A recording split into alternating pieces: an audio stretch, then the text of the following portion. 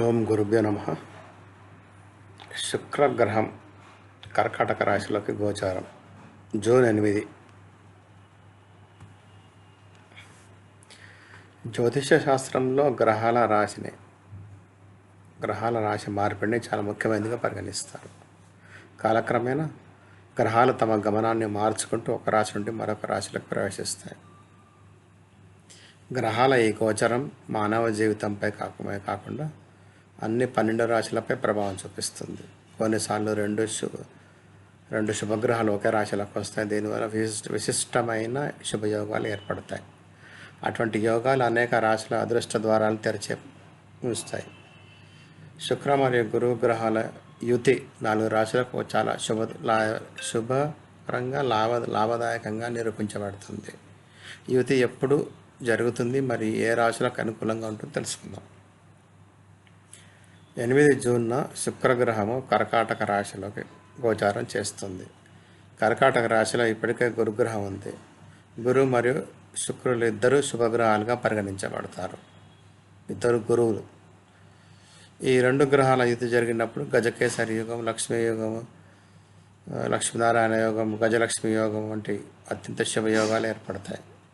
ఈ యోగాల ప్రభావం వల్ల ధనము, వైభవము, గౌరవము, సుఖ సౌకర్యాలు అభివృద్ధికి కొత్త అవకాశాలు లభిస్తాయి. మిథునము, కర్కాటకము, సింహము మరియు తుల రాశుల జాతకులకు యుతి యొక్క అత్యధిక లాభం లభించబోతుంది తెలుస్తుంది. మిథునము, కర్కాటకము, సింహం మరియు తులారాశులకు ఇది చాలా పెద్ద శుభవార్త. మిథున రాశి జాతకులకి సమయం చాలా శుభప్రదంగా ఉంటుంది. చాలామందికి చాలా కాలంగా ఆగిపోయిన పనులు పూర్తవడం ప్రారంభమవుతాయి. ఉద్యోగం చేసేవారికి పదోన్నతి లేదా కొత్త బాధ్యత లభించవచ్చు.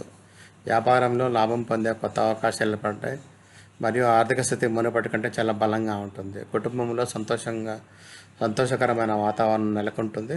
ఏదైనా శుభకార్యం యొక్క ప్రణాళిక జరగవచ్చు. విద్యార్థులకు విద్యారంగంలో విజయం లభించే అవకాశం ఉంది. మొత్తానికి 8 జూన్ తర్వాత మిథున రాశి వారికి అదృష్టంతో అవడం ప్రారంభమవుతుంది. కర్కాటక రాశి ఈ రాశిలోనే యుతి ఏర్పడుతుంది. అందువల్ల ఈ రాశి జాతకులకు ప్రత్యేక లాభం లభిస్తుంది. ఆత్మవిశ్వాసం పెరుగుతుంది మరియు సమాజంలో గౌరవం, మర్యాద పెరుగుతుంది. కెరీర్లో కొత్త విజయాలు సాధించవచ్చు. ఆర్థికంగా సమయం చాలా బలంగా ఉంటుంది. పాత పెట్టుబడుల నుండి లాభం పొందే అవకాశం ఉంది. కుటుంబ జీవితం సుఖంగా ఉంటుంది మరియు దాంపత్య జీవితంలో తీయదనం చేకూరుతుంది. కొత్త వ్యాపారం ప్రారంభించుకునే వారికి సమయం చాలా అనుకూలంగా పరిగణించబడుతుంది. సింహరాశి వారికి శుక్ర మరియు గురువుల యుతి శుభవార్తను తీసుకురావచ్చు. ఆదాయానికి కొత్త మార్గాలు ఏర్పడవచ్చు మరియు ఆర్థిక సమస్యలు క్రమంగా తగ్గుతాయి. పనిచోటు మీ పనికి ప్రశంస లభిస్తుంది. ఉన్నతాధికారుల సహకారం లభిస్తుంది. ఏదైనా ముఖ్యమైన వ్యక్తి జరిగిన సమావేశం భవిష్యత్తులో లాభదాయకంగా నిరూపించబడవచ్చు. ఆరోగ్యం కూడా సాధారణంగా ఉంటుంది మరియు మానసిక ఒత్తిడి తగ్గుతుంది. కుటుంబంలో మంచి సమయాన్ని గడపడానికి అవకాశం లభిస్తుంది. అలాగే తులారాశి వారి అధిపతికి స్వయంగా శుక్రగ్రహం, అందువల్ల ఆ రాశిపై గోచారం యొక్క సానుకూల ప్రభావం ఎక్కువగా కనిపిస్తుంది.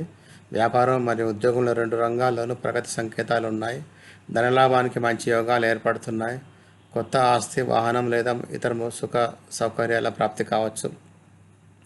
ప్రేమ సంబంధాలు బలపడతాయి మరియు వైవాహిక జీవితం సుఖంగా ఉంటుంది. సమాజంలో ప్రతిష్ట పెరుగుతుంది మరియు ఆగిపోయిన పనుల్లో విజయం లభించే అవకాశం ఉంటుంది.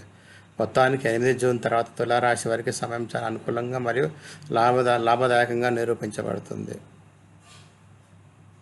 ధన్యవాదాలు. దయచేసి షేర్ చేయండి, సబ్స్క్రైబ్ చేయండి, లైక్ చేయండి, కామెంట్ చేయండి.